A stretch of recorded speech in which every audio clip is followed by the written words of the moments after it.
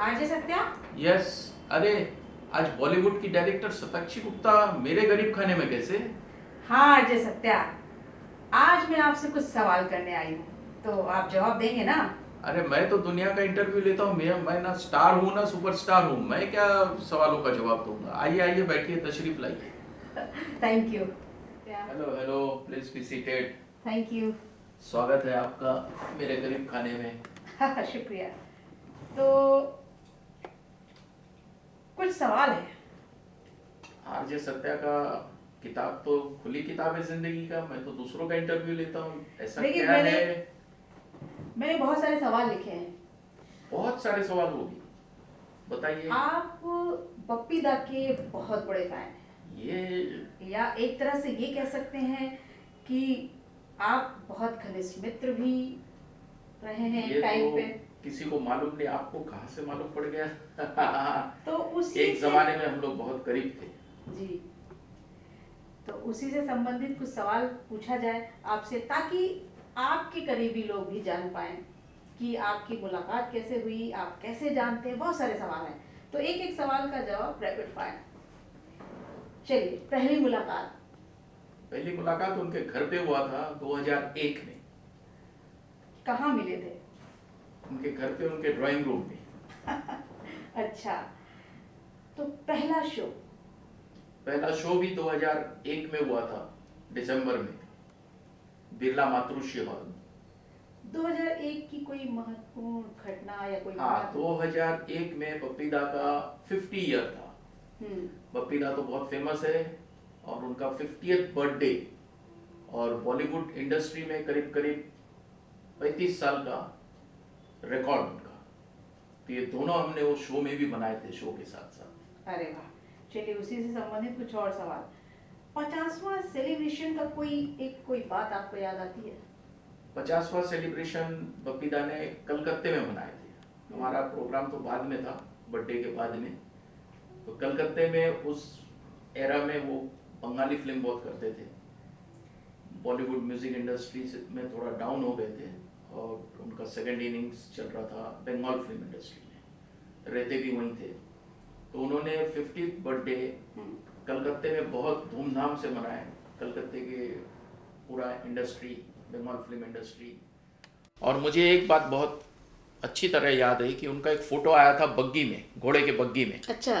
तो घोड़े के बग्गी में थे, और राजा, वो तो थे, दिल के राजा ही थे, राजा जैसा उनका फोटो आया था 50th बर्थडे का। चलिए, फिर आप इतनी गहराई से उनको जानते हैं, तो बताइए कि बप्पीदा का राइट हैंड कौन था? बप्पीदा का राइट हैंड था उनका मैनेजर शेख, जो कि पूरा उसका शेड्यूल देखता था, पूरा शेड्यूल लाइन अप करते करता लेफ्ट था। हैंड? लेफ्ट हैंड कलकत्ते में अमित सन्या, वो कलकत्ते के बंगाली इंडस्ट्री, और बप्पीदा बहुत शो करते थे। बंगाल के छोटे छोटे छोटे छोटे जगह पे भी बप्पीदा शो करते थे, किसी को ना बोलते ही नहीं थे। तो ये पूरा लाइनअप वहाँ पे अमित सन्याल करता था। तो एज अ पर्सन वो कैसे? एज अ पर्सन दिल के तो वो राजा थे, सॉफ्ट स्पोकन थे, और कभी किसी से जोर से बात करना या पंगा ले लेना वो उनकी आदत ही नहीं थी। वो हमेशा फ्रेंडशिप के एंगल से ही हर एक से बात करते थे। कितने इनोसेंट थे? इनोसेंट तो बहुत थे, वो दिल के एकदम इनोसेंट थे।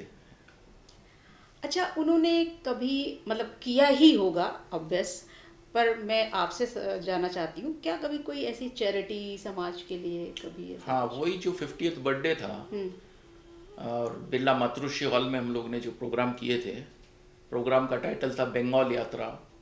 बंगाली सॉन्ग्स और हिंदी सॉन्ग्स के जितने भी उनके हिट थे, वो पूरे सॉन्ग्स का उन्होंने रिक्रिएशन किए थे।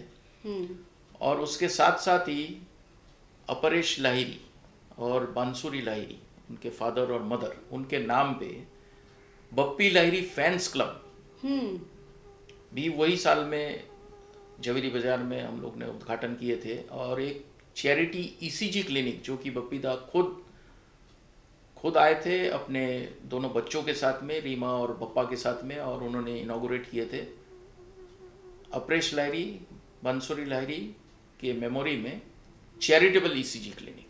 तो चैरिटी का एंगल भी उनके दिल में काफ़ी था, और वो चाहते थे कि लोगों को सेवा करे जितना हो सके।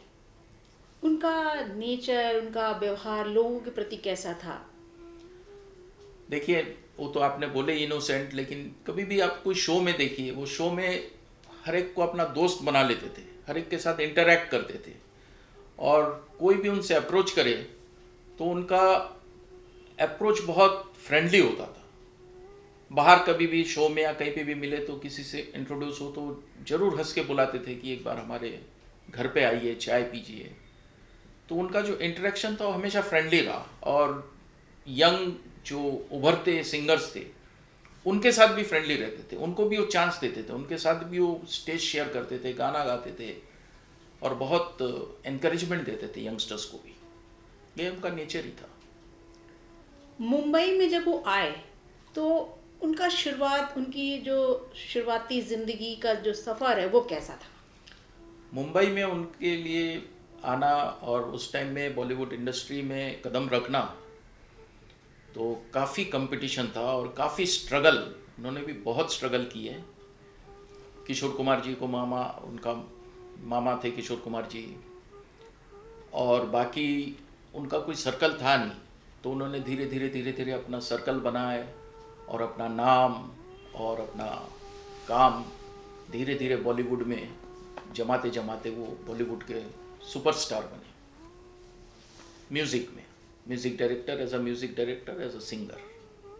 तो मुझे एक और सवाल का जवाब दीजिए कि इतना सब कुछ हुआ उनके साथ तो उनको दोबारा क्यों स्ट्रगल करना पड़ा?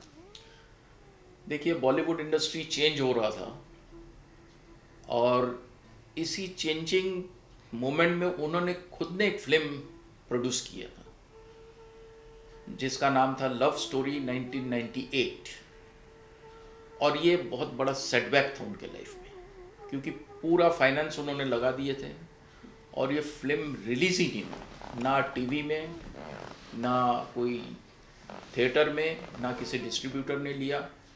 तो ये फिल्म पूरा तैयार होने के बाद बंद पड़ गया, तो ये बहुत बड़ा फाइनेंशियल सेटबैक था उनके लिए। तो आपने वो जो फिल्म का भी जिक्र किया, क्या वो आपने खुद देखी है वो फिल्म? मैंने पूरा तो नहीं देखा, लेकिन थोड़ा सा देखा हूँ। प्रकाश मेहरा का प्रीव्यू थिएटर है जो किंग्स इंटरनेशनल होटल में हुआ करता था, वहाँ पे बपीदा थे, कुछ प्रोड्यूसर्स थे, कुछ डिस्ट्रीब्यूटर्स थे, और साथ में तो मैं एक मुलाकात उनसे, कुछ काम था मेरा, वहाँ गया था, तो बपीदा बोले देखो और पूरा देख के जाओ। तो मैं पूरा देखा नहीं, मैं आधा घंटा देख के वहाँ से निकल गया, कुछ बहाना मार के मैं निकल गया बपीदा को। तो चलिए, आपने इस सवाल का जवाब भी दे दिया कि आपने फिल्म देखी कहाँ। चलिए, बहुत अच्छा। तो आपको क्या लगता है ये फिल्म का एक, अगर मैं आपसे कहूँ कि एक अच्छा सा ओपिनियन दीजिए, क्योंकि जैसा कि आपने कहा इस फिल्म के बाद ही उनको स्ट्रगल करना पड़ा, तो एक अच्छा ओपिनियन क्या हो सकता है इस फिल्म के लिए? क्या वो फिल्म में कुछ गड़बड़ था या वाकई बहुत अच्छी थी? क्या वजह क्या थी? नहीं, फिल्म एकदम अलग टाइप का बना था, और किसी भी ऑडियंस को वो ग्रिपिंग नहीं था, वो ग्रिप नहीं कर सकता था। और फिल्म एकदम फ्रैंक ओपिनियन में तो फिल्म ठीक नहीं बना था, तभी तो रिलीज़ नहीं हुआ और तभी लोगों तक पहुंचा भी नहीं वो। तो एक बड़ा सेटबैक था उनके लाइफ में, इतना एक्सपीरियंस थे खुद बॉलीवुड में, तो उस लेवल का एक फिल्म नहीं बना हो, ये बैड लक बोलिए या डेस्टिनी बोलिए। चलिए, खैर ये तो अप्स डाउन्स होते रहते। तो हर एक के लाइफ में होता जी जी, ये फिल्म का जो म्यूजिक रिलीज हुआ उससे कुछ आपका बड़ा गहरा संबंध है, तो उसके बारे में बताइए। ये फिल्म का जो कैसेट, उस टाइम में तो कैसेट्स हुआ करते थे, हाँ, ये तो सही। म्यूजिक कैसेट्स, तो कैसेट हम लोग ने, हमारे जो टिकट्स थे वहाँ पे, जो पासेस थे, तो जो 10 टिकट या 10 डोनेशन पासेस लेते थे उनको एक कैसेट हमने फ्री में दिए, तो हमारे स्पेक्टेटर्स को, ऑडियंस को पहले ही वो कैसेट मिल गया था। और उसका म्यूज़िक लॉन्च भी बिरला मातृश्री में ये प्रोग्राम के दौरान हुआ और बहुत धूमधाम से हुआ था, लेकिन बात वहाँ तक ही रह गई क्योंकि फिल्म तो रिलीज़ ही नहीं हुई। तो इस फिल्म को लेकर बपीदा का एक होप तो रहा होगा कोई, कि एक होप तो उनका कुछ तो, बहुत बड़ा होप था, बहुत बड़ा सपना था, जो कि टूट गया।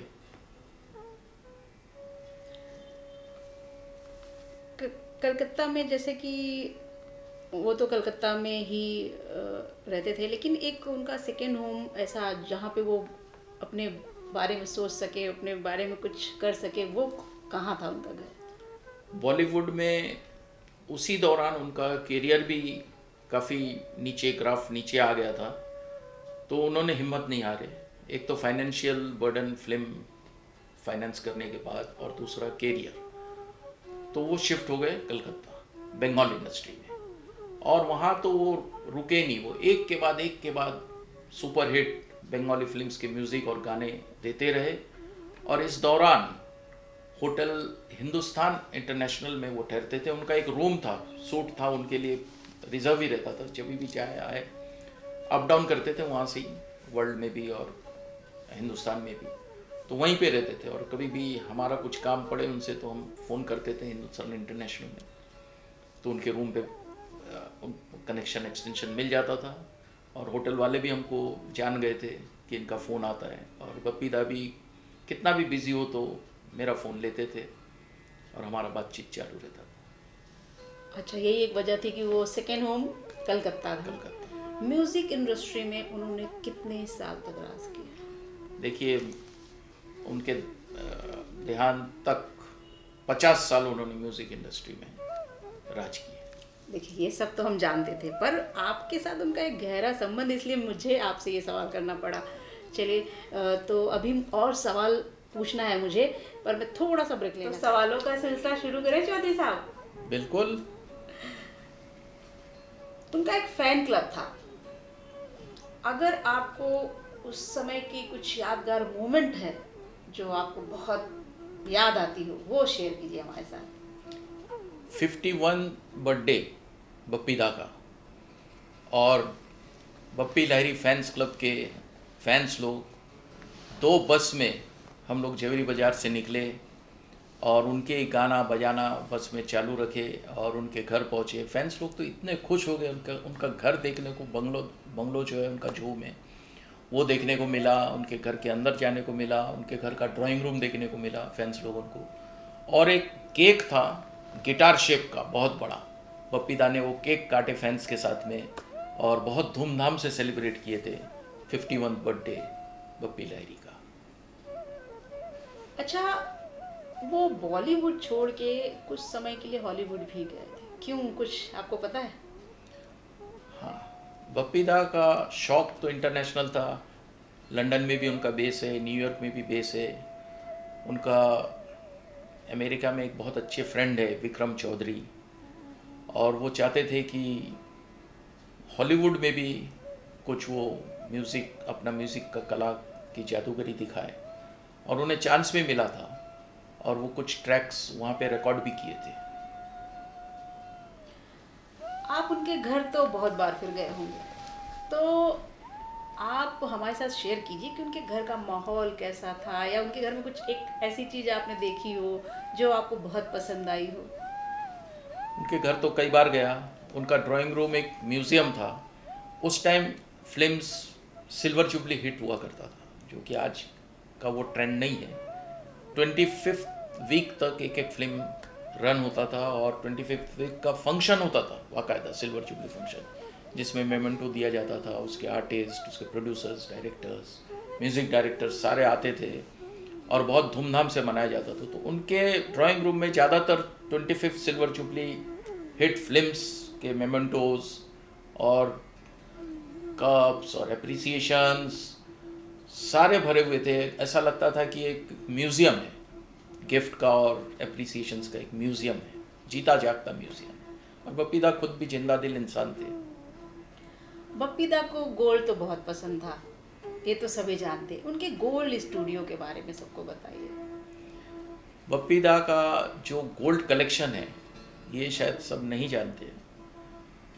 उनका एक एक चीज़, जैसे रिस्ट बैंड से लेके चेन्स से लेके उनके जो कपलिंग्स और जितने भी एसेसरीज़ है, वो उनके पूरे रूम में रखा रहता था।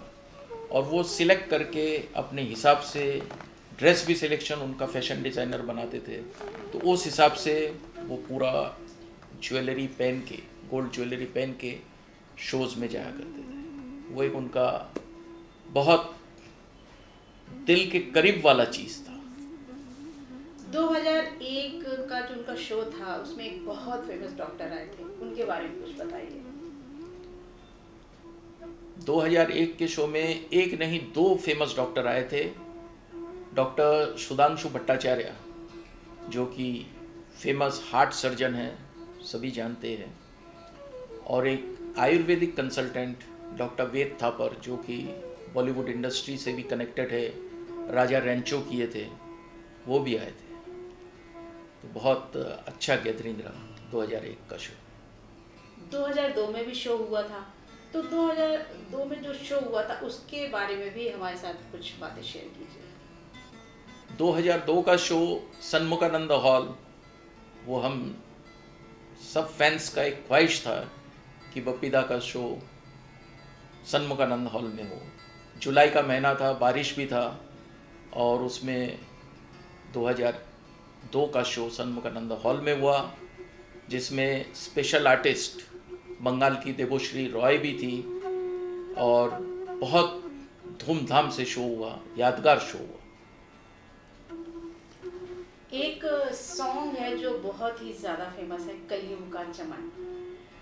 तो इस सॉन्ग में ऐसा कभी कोई इशू हुआ या कुछ ऐसे इंसिडेंट्स हुए हैं जो आप हमें बताना चाहें, वो भी बताइए। एक बार ऐसे ही चाय पीने हम गए थे, यूजुअली हम जाते थे मिलने, तो कुछ 4-5 बजे का समय था, चाय पी रहे थे, तो मैंने उनके घर पे देखा कि एक फॉरेनर आए हुए, और वो फॉरेनर को काफ़ी नॉलेज था। कौन था मुझे मालूम नहीं, आज तक भी मालूम नहीं मुझे वो कौन था, लेकिन वो डिस्कस कर रहे थे, वो फॉरेनर, और बार बार एक गाना सुना रहे थे जो कि एक इंग्लिश एल्बम था, और वो एल्बम में कलियों का चमन का एक छोटा सा बैकग्राउंड ओरिजिनल मिक्स किया हुआ था। तो ये उनका डिस्कशन यही चल रहा था कि ये क्यों चुराया गया है, और ये गाना वहाँ के बहुत हिट सिंगर थे, तो उनके ऊपर क्यों फिल्माया गया है।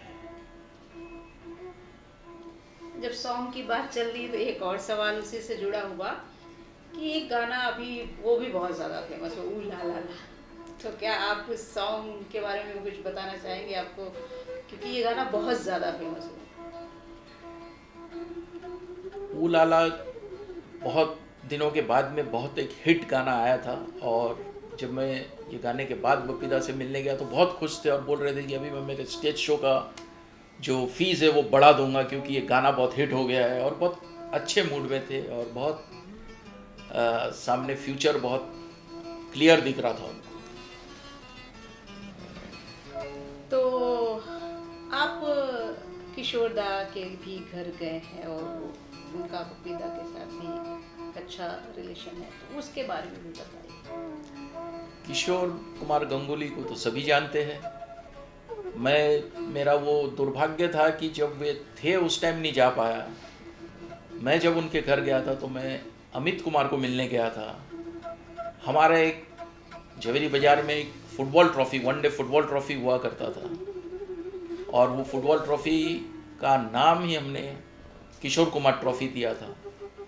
तो अमित कुमार के घर गया था उनको चीफ गेस्ट का इनविटेशन देने, किशोर कुमार फुटबॉल ट्रॉफ़ी के मैच के लिए। बप्पीदा को सोने का बहुत शौक है, वो गोल्ड बहुत पहनते थे, उन्होंने एक चश्मा भी सोने का बनवाया था, तो उसके बारे में भी कुछ बताइए। हाँ, जैसे मैं अभी बोल रहा था एसेसरीज, तो काफ़ी एसेसरीज तो मैंने बोला था, चश्मा भूल गया था मैं। दुर्गा पूजा था, और दुर्गा पूजा में बप्पीदा तो रात के इंसान हैं, रात को ही जाते थे, तो दुर्गा पूजा में उन्होंने एक गोल्डन चश्मा, गोल्ड फ्रेम का चश्मा ऑर्डर किए थे, और वो चश्मा लेके डिलीवरी करते करते इतना लेट हो गया कि उसका निकलने का टाइम हो गया। करीबन 12 बजे रात को वो चश्मा डिलीवरी हुआ, तो वो थोड़ा सा गुस्से में उसको बोले कि इतना लेट क्यों किए, लेकिन वो इतना अक्लमंद था ज्वेलर कि वो बोले दादा आप तो जाते ही है 1-2 बजे, तो आप चश्मा पहनिए और जाइए। फिर वो हंसने लगे, और वो रात को हर दुर्गा पूजा पंडाल में खुद जाते थे, और गहरी रात में कई लोगों ने उनको वहाँ पे देखा है, मैं भी कई बार दूर से वहाँ पे देखा हूँ उनको।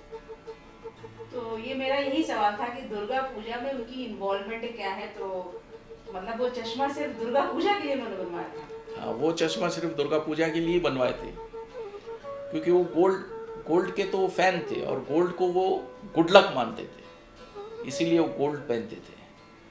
और कई बार दुर्गा पूजा का वो उद्घाटन भी करते थे। कई बार 4-5 दिन का हमारा दुर्गा पूजा रहता है, षष्ठी से लेके दशमी तक। तो कई बार कलकत्ते में उद्घाटन करके यहाँ आते थे, एक प्रोग्राम हैदराबाद में करके वापस यहाँ आ जाते थे, मुंबई में कहीं जाते थे उद्घाटन करने और रात को दर्शन करने जाते थे। तो दुर्गा माता से उनका बड़ा लगाव था। तो चलिए सवाल पूछते हैं कि बप्पी दा को खाने का शौक था, तो ढाबा में क्या कभी ढाबा वगैरह में खाने का उनको? बप्पी दा को खाने का बहुत शौक था, और जब वो बाहर प्रोग्राम करने जाते थे तो शेख ने मुझे बताया, तो मैं साथ में नहीं था, जब 6-7 घंटे का बाई रोड जर्नी हुआ करता था, तो बप्पी दा खास ढाबा में रुकते थे और बहुत एंजॉय करते थे ढाबा का एटमॉस्फेयर, ढाबा का खाना। मतलब फुल ऑन एंजॉय करते थे। फुल ऑन एंजॉय करते थे। अब खाने के साथ योगा का भी सवाल करती हूँ, योगा से उनका क्या संबंध था? योगा जैसे मैंने लिखा था कि हाँ, कोई योगा का उनका वही मैंने पहले भी बताया कि विक्रम चौधरी करके हाँ, जो थे अमेरिका में जी, वो उनके खास मित्र थे और वो बहुत योगा गुरु है अमेरिका में। तो योगा के बारे में इनको भी काफ़ी कुछ सिखाते थे। और जब भी वो पॉलिटिकल फंक्शन या कोई अच्छे फंक्शन में जाते थे, जैसे कि यूएस सेनेट में भी वो एक बार गए थे, तो ये विक्रम चौधरी उनके साथ रहा। तो आपने पॉलिटिकल शब्द का इस्तेमाल किया, तो पॉलिटिकल कैरियर के बारे में? बप्पी दा को पॉलिटिक्स का भी शौक था, लेकिन politics is not his cup of T, क्योंकि वो पहले तो कांग्रेस में थे और बाद में श्रीरामपुर में बीजेपी के टिकट पे पिछला इलेक्शन एज एमपी फाइट किए थे, जो कि इंसिडेंटली वो हार गए। उसके बाद उन्होंने पॉलिटिक्स का सपना भी छोड़ दिया।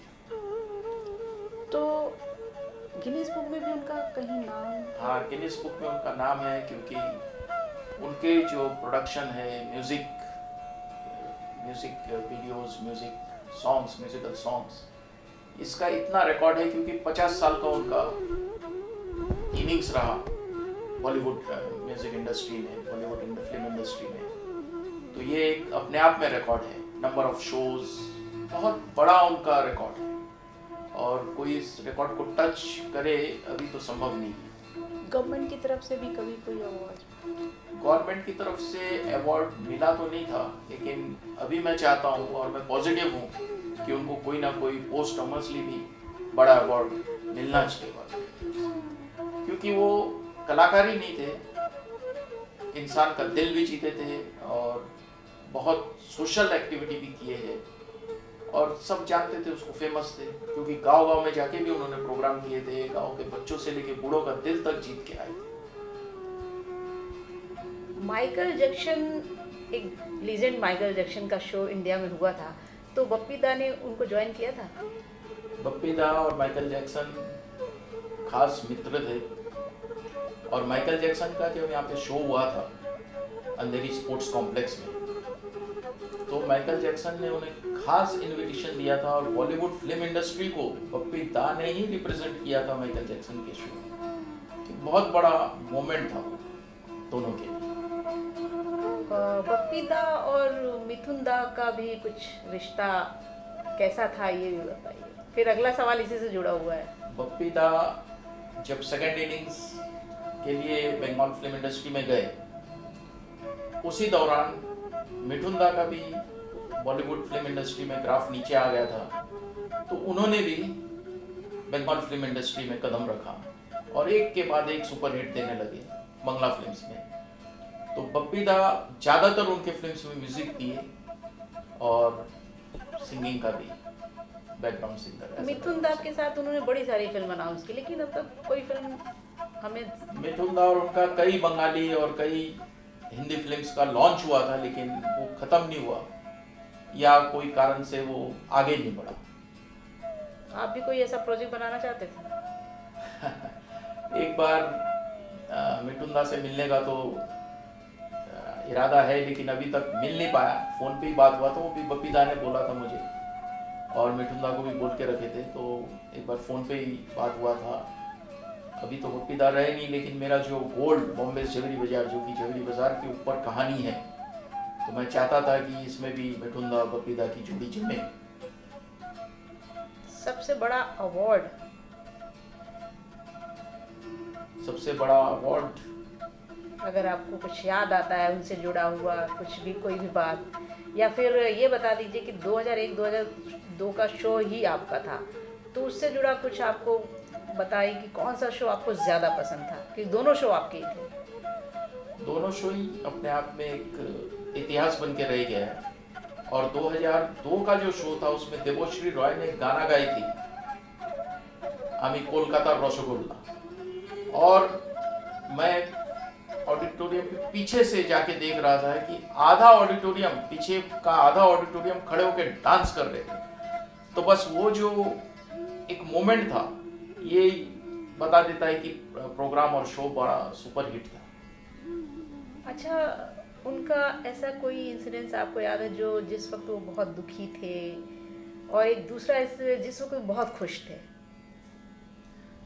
बहुत दुख तो उनको वही, जब उनका फिल्म रिलीज नहीं हुआ था, लव स्टोरी 1998, तभी थोड़ा से वो डाउन रहते थे। और खुशी उनको सबसे ज़्यादा तभी मिला था जब वो अमेरिका में उनका जो एल्बम था कलियों का चमन का केस जीते थे। तो एक अपने आप में बहुत बड़ा अचीवमेंट था उनके।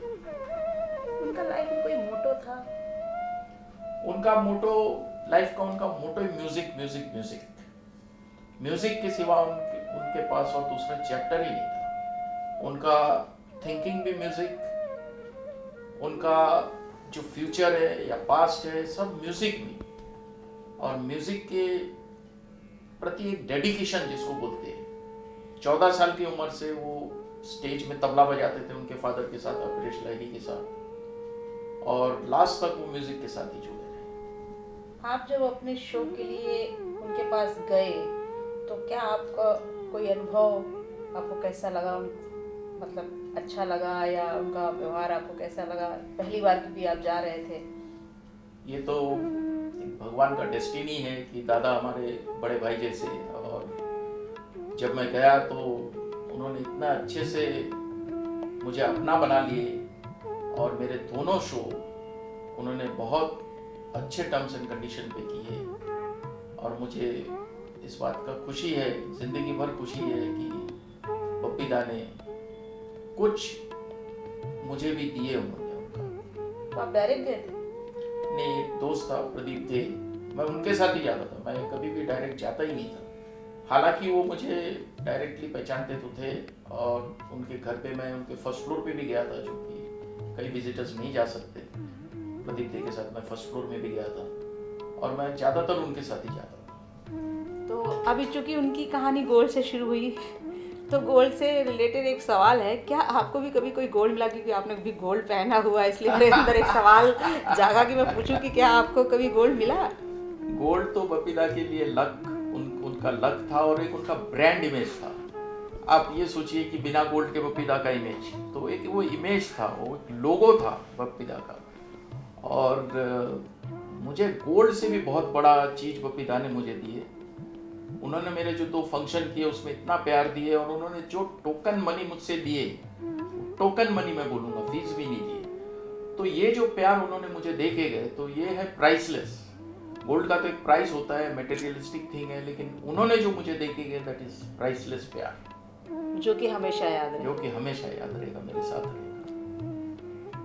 चलिए, आपसे मुलाकात का वक्त मेरा ख़त्म हुआ, मुझे चलना चाहिए। चलते चलते एक और सवाल, आपकी बप्पीदा के साथ आखिरी मुलाकात? आखिरी मुलाकात तो नहीं बोलूँगा, एक महान आत्मा का आखिरी जो जर्नी होता है, 16 फरवरी 2022 में एक दर्शन, जो उनका दर्शन मुझे मिला, तो वो भी एक अपने आप में मैं कहूँगा कि भगवान का आशीर्वाद है।